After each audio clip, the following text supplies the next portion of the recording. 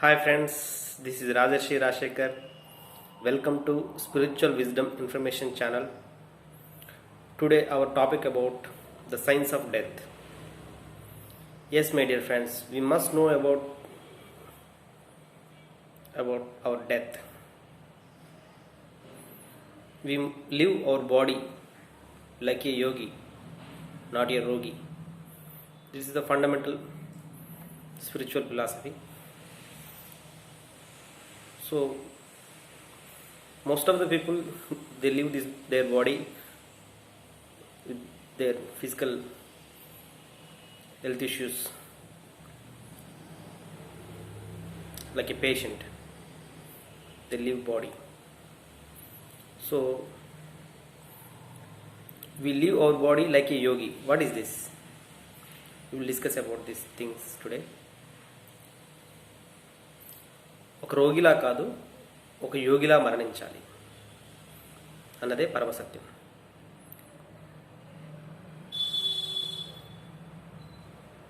ఈ రోజుల్లో 90% ఆఫ్ డెత్స్లు, ఈవెన్ 99% ఆఫ్ డెత్లు కూడా ఎన్నో రకాల రోగాలతోటి, మానసిక సమస్యలతోటి జరుగుతూ ఉన్నాయి. Either physical death or mental deaths.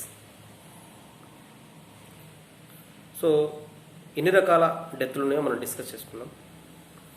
We have 5 types of deaths my dear friends.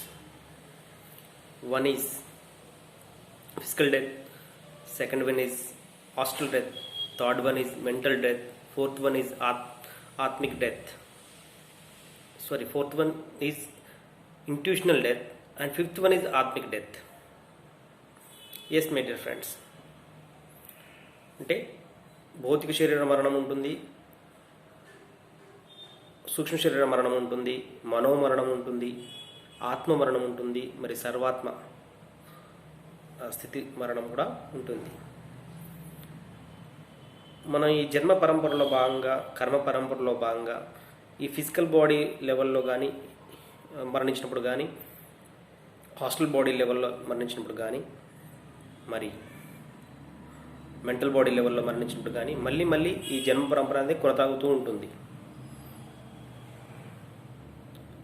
నయనం చింది శస్త్రాన్ని నయనం దహతి పావక నా చైనం క్లేదయంతోపో నా శోషేతి మారుత అన్నారు.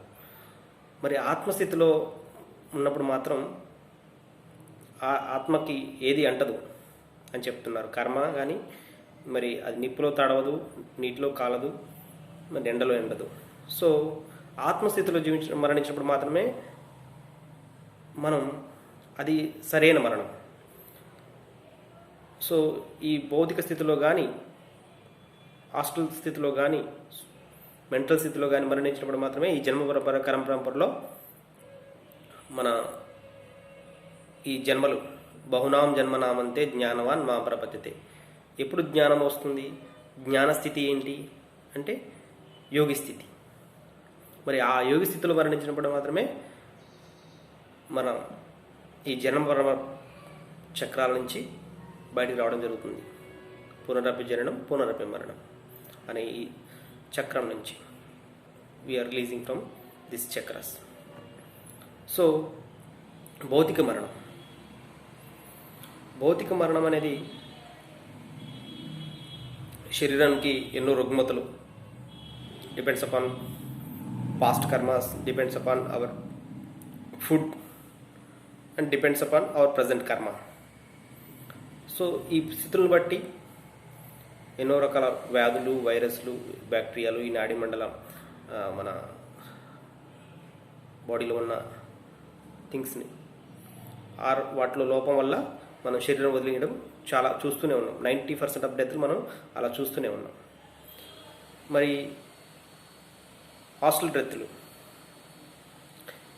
మనం ఒక యోగాత్మకత పుస్తకం చూసుకున్నట్టయితే వారు చెప్తారు, తేశ్వరగిరి గారు, ఇది ఆ ముంబై హోటల్లో మరి వారి మరణం తర్వాత సశరీరంతో వారు దర్శనం ఇచ్చినప్పుడు, గురుగారు మీరు ఎలా మళ్ళీ మీరు మాకు కనిపిస్తున్నారు, మరి అదే బాడీతో అదే శరీరంతో అలాగే కనిపిస్తున్నారు కదా ఆయన జరిగినప్పుడు ఆయన చెప్పడం జరుగుతుంది, నేను ఇచ్చామరణాన్ని పొందాను, నేను మళ్ళీ కావాలంటే నా శరీరాన్ని నేను అదే ఫామ్లో తీసుకురాగలుగుతాను అని చెప్పి. Death is a form, we are changing our form from one body to another body. ఇది మనం చాలా స్పిరిచువల్ బుక్స్లో చదివాం. Just changing the form, that means death. So నేను ఆ ఫామ్ చేంజ్ చేసుకోగలను. నేను నా శరీరాన్ని సూక్ష్మ రూపంలోనూ ఉంచుకోగలను, ఈ భౌతిక రూపంలో కూడా దాల్చగలను అని చెప్పి చెప్పడం జరుగుతుంది. సో ఇప్పుడు మీరు ఎక్కడున్నారన్నప్పుడు నేను ఒక హిరణ్య లోకంలో ఉన్నాను, అదొక సూక్ష్మ లోకము. అప్పుడే భౌతిక మరణం సంభవించిన తర్వాత వచ్చిన వాళ్ళకి వాళ్ళ స్థితులను బట్టి ఆ లోకాలకి నేను పంపించడం జరుగుతుంది.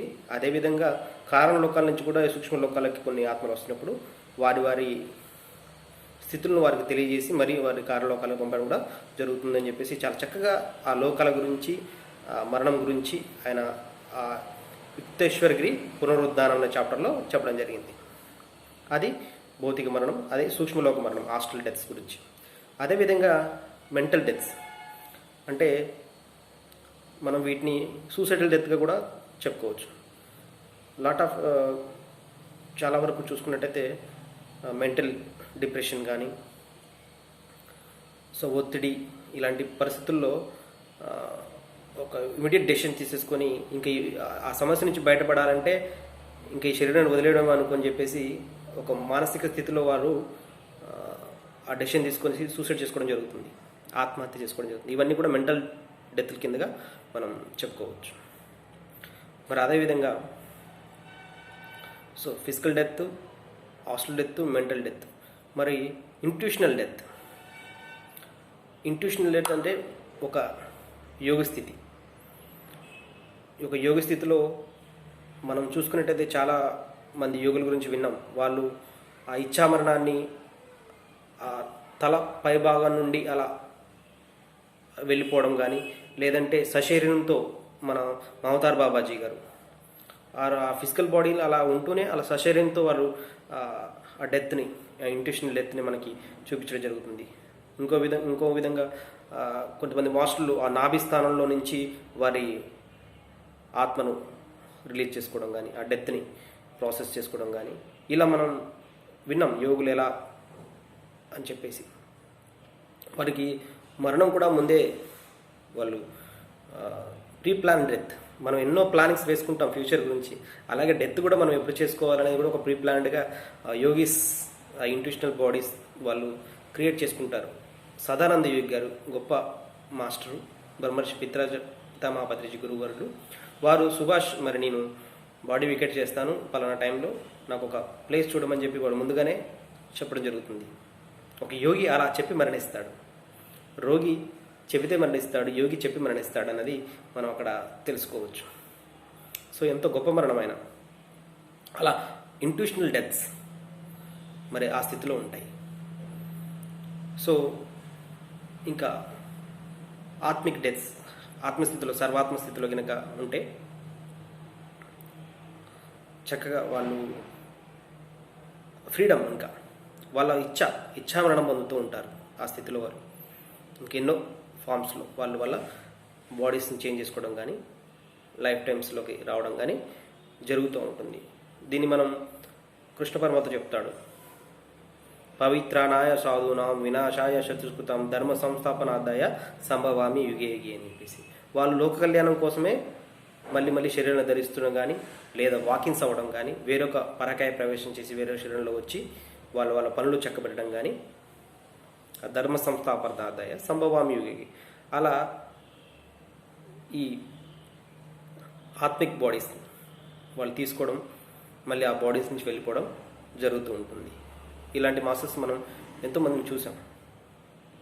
సో మై డియర్ ఫ్రెండ్స్, ఇది ఒక brief discussion about science of deaths.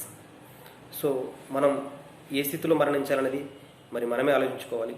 ఎప్పుడు యోగ స్థితిలో మరణిస్తామంటే కనుక ఎప్పుడైతే మనం చక్కగా ధ్యానం చేస్తూ ఆ జ్ఞానాన్ని, ధ్యానం వల్లనే జ్ఞానం వల్లనే ముక్తి మోక్షం, రిలీజింగ్ ఆత్మిక స్థితిలోనే, ఆత్మిక్ బాడీ డెత్లోనే మనకి ఆ ముక్తి మోక్షం లభిస్తుంది. Releasing from all our sufferings, all our problems. ఒక యోగ స్థితిలో, ఒక జ్ఞాన స్థితిలో మనం చక్కగా మరి ఆ మరణాన్ని ఎంచుకోవాలి. కాబట్టి సో ఎలాంటి మరణం కావాలని మీరే నిర్ణయించుకోండి. Thank you my dear friends.